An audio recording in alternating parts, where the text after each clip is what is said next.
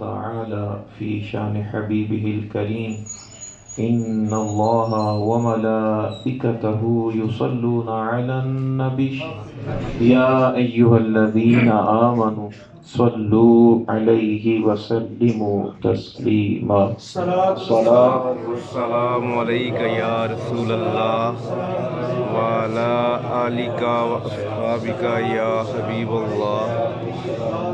السلام علیکم یا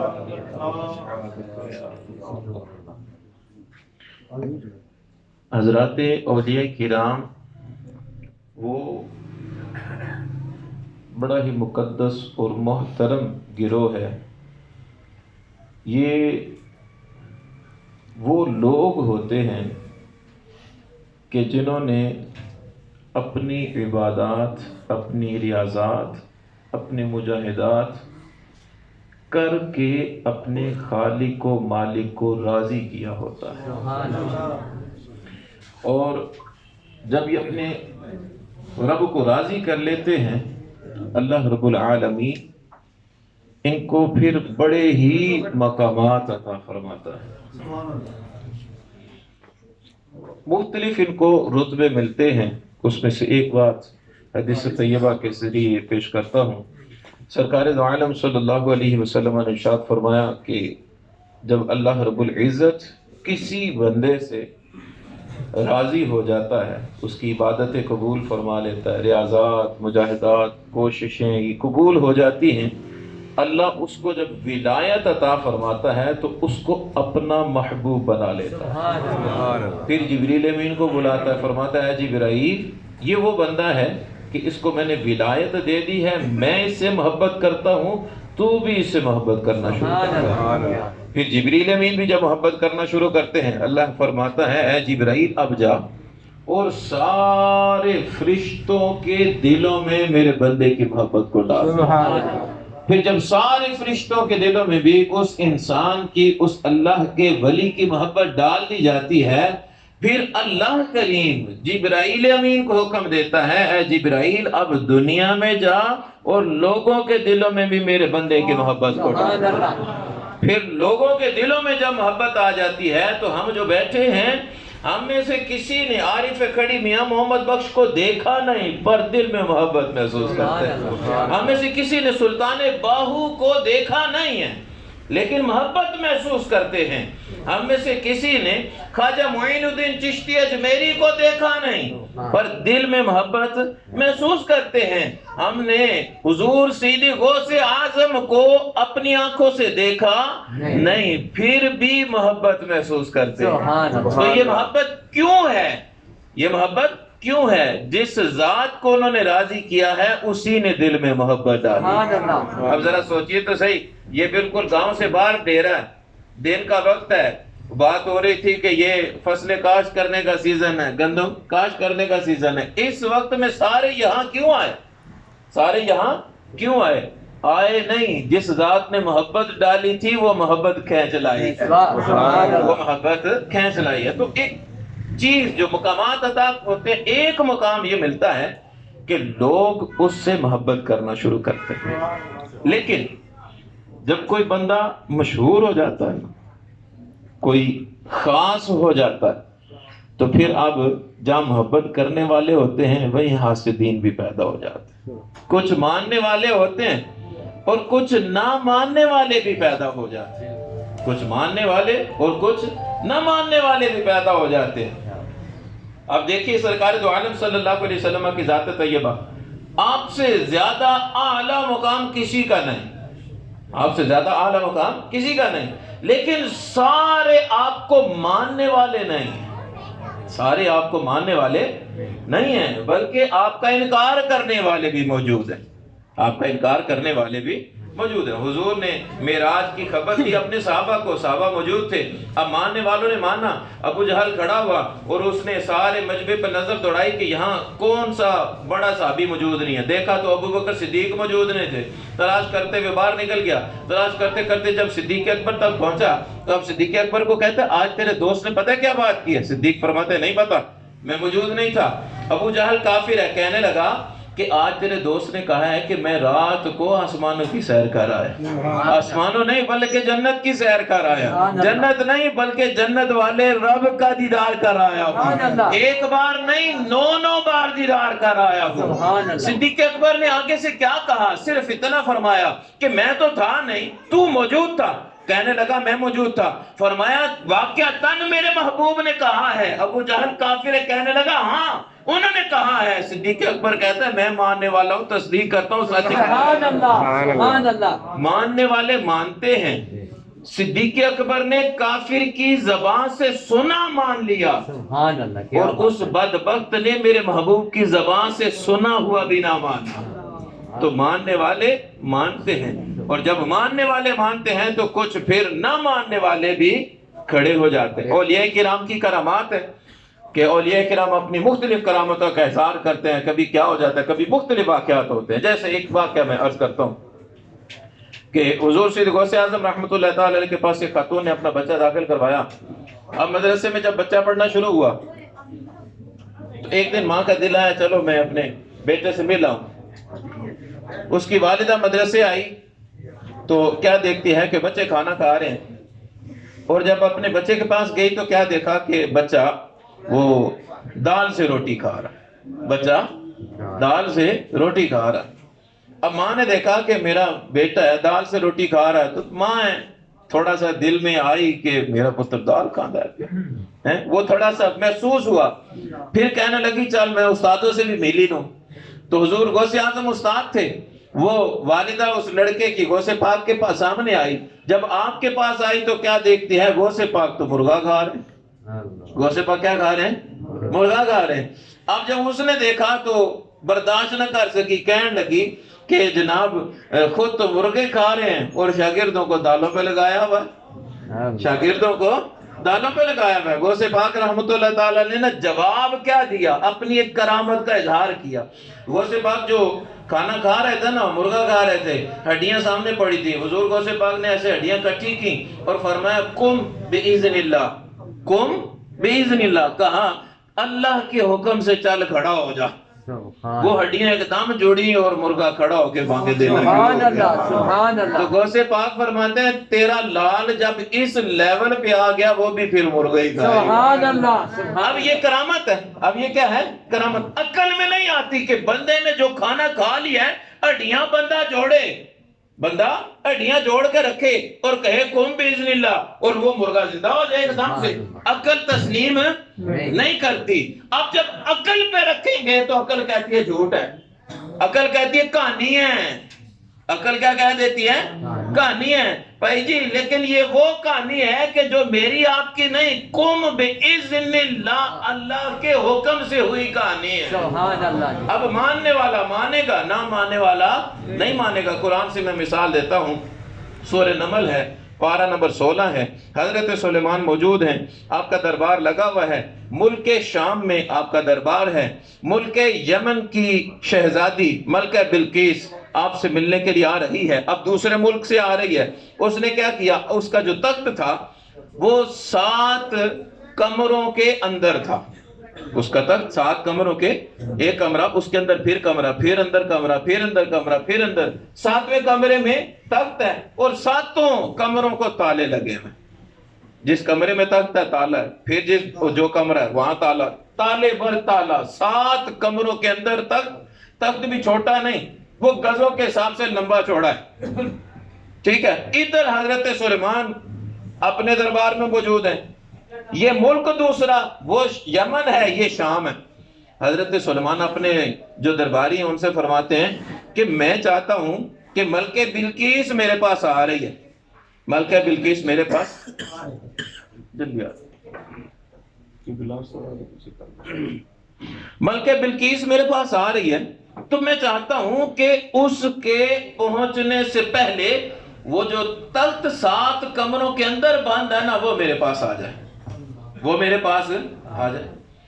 اب ایک جن کھڑا ہوا، عرض کرنے لگا جناب اگر آپ اجازت دیں میں تخت لے آتا ہوں۔ حضرت سلیمان اللہ کے نبی ہیں، فرماتے ہیں ٹائم کتنا لگاؤ گے؟ ٹائم کتنا لگاؤ گے؟ کہنے لگا جناب آپ کی یہ دربار سجا ہوا، دربار ختم ہونے سے پہلے تخت موجود ہوگا. دربار ختم ہونے سے پہلے تخت یہاں پر موجود ہوگا. دوسرے ملک سے تخت آنا ہے, 7 کمروں کے اندر بند ہے. اس نے کہا بس آپ کا دربار ختم ہونے سے پہلے, محفل برخاست ہونے سے پہلے, محفل ختم ہونے سے پہلے جناب تخت پیش کر دوں گا. فرمایا نا یہ زیادہ ٹائم ہے, یہ زیادہ ٹائم ہے, میں اس سے بھی جلدی تخت کو یہاں دیکھنا چاہتا ہوں. اب وہاں سے اللہ کا قرآن کیا کہتا ہے؟ فرماتا ہے کہ ایک بندہ کھڑا ہوا جس کے پاس کتاب کا علم تھا, وہ حضرت سلیمان کے زمانے کا ولی تھا. وہ کھڑا ہوا, عرض کرنے لگا مجھے اجازت دے تو میں حاضر کر دیتا ہوں. حضرت سلیمان فرماتا ہے تو ٹائم کتنا لگائے گا؟ وہ شخص اللہ کا ولی تھا, ولایت ملی ہوئی تھی. کہنے لگا آپ نے یہ آنکھ جھپکنی ہے اس سے پہلے تخت سامنے ہو. سبحان اللہ, اللہ اکبر, یا رسول اللہ, یا رسول اللہ, یا رسول اللہ,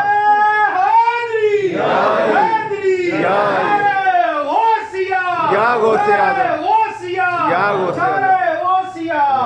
اب دیکھیے وہ شخص کہنے لگا بس آنکھ جھپکنی ہے تخت حاضر ہو جائے گا, اور آنکھ جھپکنے سے پہلے تخت حاضر بھی ہو گیا. آنکھ جھپکنے سے پہلے تخت حاضر بھی ہو گیا. مفسرین لکھتے ہیں کیسے آیا تھا؟ وہ 7 دروازوں کمروں کے اندر تخت تھا, کوئی تالا نہیں ٹوٹا, کوئی کچھ نہیں ہوا. تخت جہاں موجود تھا نا, ایک دم زمین کے اندر گیا, ایک دم زمین کے اندر گیا, اور اندر سے سفر کرتا سیدھا حضرت سلیمان کے دربار سے باہر آ گیا. اب یہ سارا ہوا, عقل کہتی ہے یہ کیسے ہو سکتا ہے؟ نہ کوئی تالا ٹوٹا, نہ کوئی جناب وہ پورا سسٹم بنایا گیا, ایک ملک سے دوسرے ملک کیسے لائیں گے, کوئی سسٹم نہیں ہوا. پر ایک وہ سسٹم تھا جس کے تحت یہ ہوا, اور وہ سسٹم اسی آیت طیبہ میں اس اللہ کے ولی نے بیان کیا. وہ کہتا ہے ھذا من فضل ربی, یہ میرا کمال نہیں ہے, یہ میرے سونے مولا کا کمال ہے. سبحان اللہ. اب اس واقعے کو دیکھنے کے دو انداز, اس واقعے کو دیکھنے کے دو انداز. آپ یہ کہیں حضرت سلیمان نبی موجود ہے, ولی نے کیا, یہ کیسے ہو سکتا ہے؟ حضرت سلیمان نہیں کر سکے, ولی نے کر دیا, لہذا کہانی ہے. لہذا یہ کیا ہے؟ کہانی ہے. یہ کیا ہے؟ ایک سٹائل تو یہ ہے نا دیکھنے کا, اور ایک انداز یہ بھی ہے کہ یہ تو ایک ولی کی پاور تھی, اللہ کے نبی کی پاور کتنی ہوگی؟ سبحان اللہ. یہ ولی کی پاور تھی, اور ولی اس زمانے میں نبی کے سامنے موجود ہے. یہ ولی کی پاور تھی, اللہ کے نبی نے کو پاور کتنی ملی ہوئی ہوگی؟ سبحان اللہ. دیکھنے کے دو انداز ہیں. ایک ہے عقل پہ تولو, عقل پہ تولو, اور کرامت ہوتی وہ ہے جو ہماری عقلوں سے اوپر ہوگی, جو ہماری عقلوں سے وہ دیکھیے نا وہیں سامنے ہے. وہ بندہ وہاں سے ہلا جلا نہیں ہے, بس ایسے رب سے لو لگائی, کہنے لگا مولا کہاں ہے تیری بارگاہ میں پتہ ہے تھوڑا ہے مقام سونے, اب باقی کام تیرا ہے. اور وقت کتنا لگتا ہے, یہ آنکھ جھپکنے میں ٹائم کتنا لگتا ہے, ٹھیک ہے, اور ایک ملک سے تخت دوسرے ملک میں حاضر ہو جائے گا. حضرت عاصم, نبی پاک صلی اللہ علیہ وسلم کے صحابی, بخاری سے حدیث پیش کر رہا ہوں. حضرت عاصم آپ ایک جنگ میں کفار سے لڑتے ہوئے آپ نے 3-4 کافر صحیح تگڑے قسم کے مارے. اب اس کے جو بیٹے تھے, پیچھے بیوی تھی, بیوی نے کہا, قسم اٹھائی کہ یہ جس عاصم نے میرے شوہر کو مارا نا, اپنے دوسرے بچوں کو کہتی ہے, بیٹوں کو, کہ میں تمہیں قسم دیتی ہوں کہ اس شخص کو اب قتل کرو, اور قتل کر کے گردن اتار کے سر اتار کے لاؤ, اس کی کھوپڑی میں نا میں شراب ڈال کے پیوں گی, اس کی کھوپڑی میں شراب ڈال کے پیوں گی. وہ انتقام تھا نا, انتقام لینا تھا. حضرت عاصم ایک جنگ میں مجھے ایک معاملہ ہوا, بعد میں آپ اس علاقے کی طرف گئے, کافروں کے ہتھے چڑھ گئے, کافروں نے پکڑا اور آپ کو قتل کر دیا, آپ کو قتل کر دیا.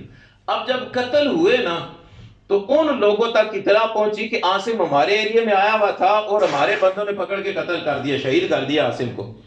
اب وہ بھی چل پڑے کہ اب وہ شہید ہو چکے ہیں, تو اب وہ ڈیڈ باڈی لے کر آتے ہیں, سر اتارتے ہیں اور اپنی ماں کی قسم کو پورا کرتے ہیں. ادھر حضرت عاصم جب شہید ہونے لگے تھے نا, حملہ ہوا, آپ نے رب سے صرف ایک التجا کی, عرض کرنے لگے مالک یہ جان ایک کیا ہے, کروڑوں ہوتی وہ بھی تیرے نام پہ قربان ہیں۔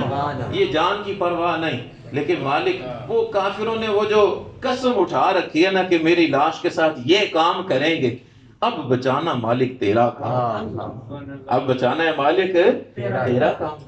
حضرت عاصم شہید کر دیے گئے، وہ لوگ اب جب پہنچے نا تو جیسی ڈیڈ باڈی کے قریب ہوتے ہیں، آپ کے جسم کی طرف آگے بڑھتے ہیں، ایک دم مکھیاں آ جاتی ہیں، شہد کی مکھیاں، ماکھیوں آ جاتی اور ایک دم ایسے پورا کور کر لیتی ہے، کوئی ہاتھ نہیں لگا سکتا۔ پھر پیچھے ہٹتے ہیں، مکھیاں سائڈ پہ ہو جاتی ہیں، پھر آگے آتے ہیں، مکھیاں پھر آ جاتی ہیں۔ تو یہ ایک صحابی تھے، ایک صحابی، اور ہر صحابی ولی ہے، ہر صحابی ولی ہے۔ کیوں؟ وہ صحابی کون تھے؟ میرے محبوب کے تربیت یافتہ تھے۔ تو اب انہوں نے دعا کی، اللہ نے ان کی دعا میں ایسی کرامت کا اظہار کیا کہ مکھیاں بھیج دی، وہ ڈیڈ باڈی کی حفاظت کرتی رہی۔ اب ذرا بتائیے، حضرت عاصم عام صحابی ہیں، یہ افضل ہیں یا میرے امام حسین افضل ہیں؟ یقیناً یقیناً یقیناً امام حسین افضل ہیں۔ کون افضل ہیں؟ امام حسین افضل ہیں۔ لیکن امام حسین کو جب شہید کیا گیا وہاں تو سر انور اتار لیا گیا تھا، وہاں سر انور اتار لیا گیا تھا۔ اب ماننے والا یہ کہے گا کہ دیکھو یہاں انہوں نے دعا کی، اللہ نے یہاں کرامت کا اظہار کیا، مکھیاں بھیج دی، حفاظت کرتی رہیں، وہاں سونے نے دعا ہی نہیں کی۔ وہاں سونے نے کہا مالک جے سونا میرے دکھ وچ راضی، سکھ دو چلے پاواں، جے سونا میرے دکھ وچ راضی، سکھ نو میں چلے پاواں۔ دعا نہیں کی، اس لیے ان کی گردن اتار لی گئی۔ اب کوئی کہے نا نا حضرت امام حسین کی گردن اتار لی گئی، تو یہ جو عاصم کے ساتھ ہوا ہے یہ تو ساری کہانی ہے۔ آلہ کے ساتھ یہ نہیں ہوا، آلہ تھے، ان کی گردن اتار لی گئی، یہ تو عام تھا، یہ عقل میں آتا نہیں۔ تو دیکھنے کے دو ہی انداز، دیکھنے کے، یہاں انہوں نے دعا کی تھی، اللہ نے دعا قبول کر کے اظہار کر دیا، وہاں انہوں نے دعا نہیں کی، اللہ نے وہاں ان کے ساتھ دوسرا معاملہ فرما لیا۔ اب دیکھ لیجئے ان کی باڈی محفوظ رہی۔ آج میں نے آپ کو واقعہ سنایا اور امام حسین کا ہزاروں دفعہ سن چکے ہوں گے، ہزاروں دفعہ سن چکے ہوں گے۔ ایک مقام ہے، ایک مرتبہ ہے۔ ساتھ میں اور ایک گزارش ضرور کروں گا، ہم عموماً کرتے یہ ہیں کہ حضرات غوث پاک کی، حضور غوث پاک یا حضرات اولیاء کرام ہیں، ان کی بس کرامتیں سنتے سناتے رہتے ہیں۔ کیا سنتے سناتے رہتے ہیں؟ کرامتیں۔ حالانکہ جو اللہ کا ولی ہوتا ہے نا، صرف کرامتوں کا اظہار نہیں کرتا، صرف کرامتوں سے لوگوں کو دین کی طرف نہیں لاتا، اپنی زبان پاک سے بھی دین کی طرف لاتا۔ آج آپ سارے آئے ہیں، میں آیا، اب جناب ڈاکٹر صاحب نے یہ اہتمام کیا تو ہوا کیا؟ سب کو دعوت دی گئی، اعلان کیا گیا مسجد میں، ٹھیک ہے، ہم سارے آ گئے۔ اب یہ لگا ہوا ہے، اس کے ذریعے آواز آپ سب تک جا رہی ہے، برابر جا رہی ہے۔ کیا جا رہی ہے؟ برابر جا رہی ہے۔ بندے کتنے اکٹھے ہوئے؟ 50، 100، 200، یہی ہے۔ یہ آج کے دور کی بات، 14ویں صدی ہجری چل رہی ہے اسلامی اعتبار سے، اسلامی اعتبار سے 14ویں صدی ہجری۔ 5ویں صدی ہجری میں جائیے، کون سی صدی ہجری؟ کون سی؟ یہ اس لیے کہہ رہا ہوں ذرا یاد رہے گا کہ میرے غوث پاک کی صدی میں آئے تھے، 5ویں صدی ہجری۔ کب؟ 5ویں صدی ہجری ہے، میرے غوث پاک بھی ہیں۔ یہ محفل ہو رہی ہے، غوث پاک بھی محفل کیا کرتے تھے، یہ محفل ہو رہی ہے، غوث پاک بھی محفل کیا کرتے تھے۔ یہاں محفل سجا کے کچھ سیکھنے سکھانے کی کوشش کر رہے ہیں، میرے غوث پاک بھی بیٹھ کے محفل سجا کے لوگوں کو دین سکھایا کرتے تھے۔ اب یہاں اتنی کوشش کر کے اس زمانے میں کہ جب بیٹھے بیٹھے ایک موبائل سے میسج کیا، پورے گاؤں میں جناب سب کے پاس میسج چلا جاتا ہے کہ جناب فلانے دن ڈیرے پہ 11ویں بڑی 11ویں کی محفل ہے۔ اس دور میں یہ ساری چیزیں موجود نہیں تھی، یہ بھی موجود نہیں تھا۔ اب اس صدی 5ویں صدی ہجری میں میرے غوث پاک جب محفل سجایا کرتے تھے، ایک ایک بار میں 70 ہزار بندہ آ جایا کرتا۔ سبحان اللہ، سبحان اللہ، نعرہ تکبیر، اللہ اکبر، نعرہ رسالت، یا رسول اللہ، نعرہ حیدری، یا علی۔ اب 70,000 بندہ موجود ہے، کتنا؟ 70 نعرہ رسالت، یا رسول اللہ، یا غوث اعظم۔ اب میں یہ ہٹاؤں نا تو ادھر آواز زیادہ آئے گی اور تھوڑا سا لگے گا کہ آواز مولوی صاحب چوکھی کر دیں پہ، ادھر جا کے آواز میری کم ہو جائے، آواز جا کے میں نے یہ کیا ہے، ابھی اس کی وجہ سے یہ قریب آواز زیادہ ہے، پیچھے تھوڑی ہے۔ وہ 70,000 بندہ غوث پاک کے سامنے بیٹھتا ہے، اور 70,000 بندہ جو بیٹھتا ہے وہ کہتا ہے جس طرح آواز پیاری سی آگے والے بندے کو آتی تھی، آخری کو بھی اسی طرح آواز، سبحان اللہ جی، کیا بات، آخری کو بھی آواز اسی طرح آتی۔ کیسے آتی تھی؟ کیونکہ وہ میں نہیں تھا، وہ غوث پاک سبحان اللہ۔ ہیں۔ جب غوث پاک نے رب کو راضی کر لیا، سونے کو راضی کر لیا، اب آواز سب کو پہنچانا بھی سونے کا کام تھا۔ غوث پاک تقریر فرمایا کرتے تھے، 545 سنہ ہجری ہے، شوال المکرم ہے، منگل کا دن ہے، غوث پاک تقریر فرما رہے ہیں۔ اس تقریر میں سے چند ایک باتیں آپ کے سامنے رکھتا ہوں، کیونکہ صرف کرامتیں سنا کے یارویاں نہیں گانی، ذرا غوث پاک کی تعلیمات بھی سمجھنے کی کوشش کرنی ہے۔ اپنے وقت میں نا دکھلاوے کی زندگی اس ٹائم بھی چل پڑی تھی، اس کی نشاندہی فرماتے کہتے ہیں میں دیکھ رہا ہوں لوگ اندر ہو رہے ہیں باہر ہو رہے ہیں، لوگ اندر ہو رہے ہیں باہر ہو رہے ہیں۔ فرماتے ہیں میں دیکھ رہا ہوں کئی لوگ جب گھر پہ ہوتے ہیں نا انتہائی فاسق و فاجر ہیں، جب باہر آتے ہیں سب سے بڑے پرہیزگار بن جاتے ہیں۔ فرماتے ہیں کئی لوگوں کو میں دیکھ رہا ہوں کہ وہ جب گھر کے اندر ہوتے ہیں تو زندیق ہیں، زندیق مطلب جہنمی، گھر کے اندر کردار جہنمیوں والا ہے، جب لوگوں میں بیٹھتے ہیں تو سب سے بڑا صدیق ہی ہوئی ہے۔ تو فرماتے ہیں اگر مجھے شریعت کی طرف سے حکم، رب کی طرف سے حکم نہ ہوتا نا تو میں سب کو بتا دیتا تیرا اندر کیا ہے باہر کیا ہے، اندر کیا ہے باہر کیا ہے۔ پھر نصیحت فرماتے ہیں یاد رکھو لوگو اللہ نے تمہیں نعمتیں دی ہیں، کیا دی ہیں؟ نعمتیں دی ہیں۔ فرمایا نعمتوں کی حفاظت کرو، نعمتوں کی حفاظت کرو۔ پوچھا کیسے حفاظت کریں؟ غوث پاک فرماتے ہیں شکر کرتے جاؤ، اللہ سونے کی نعمتیں محفوظ ہوتی جائیں گی، شکر کرتے جاؤ نعمتیں محفوظ ہوتی جائیں گی۔ ایک حدیث طیبہ میں اس بات کو بیان کیا گیا، سرکار دو عالم صلی اللہ علیہ وسلم فرماتے ہیں اللہ ایک نعمت بندے کو دیتا ہے، بندہ کہتا ہے مالک تیرا شکر ہے، مالک تیرا شکر ہے۔ اللہ دو انعام دیتا ہے، ایک نعمت دی شکر کیا، اللہ ایک نعمت اور عطا کر دیتا ہے، اور دوسرا انعام یہ ہوتا ہے کہ جو نعمت دی ہے اللہ اس سے فائدہ اٹھانے کی توفیق بھی دے دیتا ہے، سبحان اللہ۔ اور اگر بندے کو ایک نعمت ملے بندہ شکر ادا نہ کرے اللہ دوسری نعمت روک لیتا ہے، اور جو نعمت دی نہ سب ہوتے ہوئے بھی بندہ استعمال نہیں کر سکتا، اس نعمت سے فائدہ اٹھانے کی توفیق نہیں ملتی۔ حضور غوث پاک نے یہی فرمایا اگر چاہتے ہو کہ تمہاری نعمتیں محفوظ ہو جائیں، فرماتے ہیں شکر کرتے جاؤ نعمتیں محفوظ ہوتی چلی جائیں گی۔ سبحان اللہ۔ پھر فرمایا اے لوگو تمہاری کوئی بھی بات، تمہاری کوئی بھی بات بغیر عمل کے قبول نہیں، کوئی بھی بات بغیر عمل کے قبول نہیں۔ مثال لیں میں آپ کے سامنے بیٹھا ہوا جناب بڑی تقریر کر رہا ہوں، اب قول ہے بات کر رہا ہوں نا، تو اگر اس بات کے ساتھ میرا عمل نہ ہوا نا تو یہ بات کرنا قبول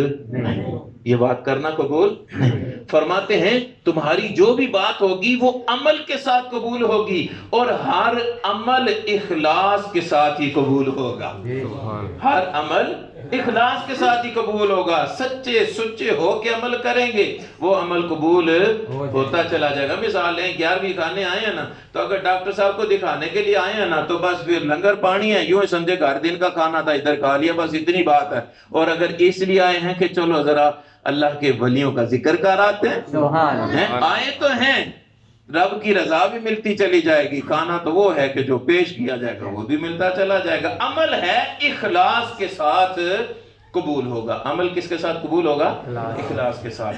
پھر آپ سے پوچھا گیا جناب یہ ارشاد فرمائیے کہ ایک بندہ وہ فرض پورے نہیں کرتا، فرض پورے لیکن محفلیں لگا رہتا ہے، محفلیں کرتا رہتا ہے، آپ اس بارے میں کیا فرماتے ہیں؟ غوث پاک فرماتے ہیں ایک مثال سے سمجھاؤں گا۔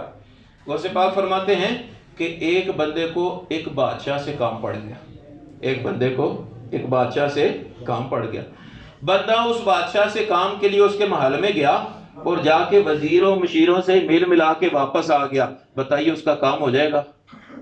بادشاہ تک تو بات پہنچی کوئی نہیں، بادشاہ تک تو بات پہنچی کوئی نہیں، وزیروں مشیروں تک کی بات رہ گئی۔ تو غوث پاک فرماتے ہیں ایسے ہی وہ بندہ جو فرض نہیں نہ پورے کر رہا، وہ ابھی تک وزیروں مشیروں میں گھوم رہا ہے، اس کو چاہیے وزیروں مشیروں سے اسلام دا کر کے لنک بنا کے سیدھا بادشاہ سلامت تک پہنچ جائے. سبحان اللہ جی کیا ہے بات. گویا ایک پیغام دیا کہ جناب نفل پڑھتے جاؤ، محفلیں کرتے جاؤ، پر صرف یہی نہ کرنا، ان سے آگے بڑھ کے اپنے فرض پورے کرتے چلے جاؤ.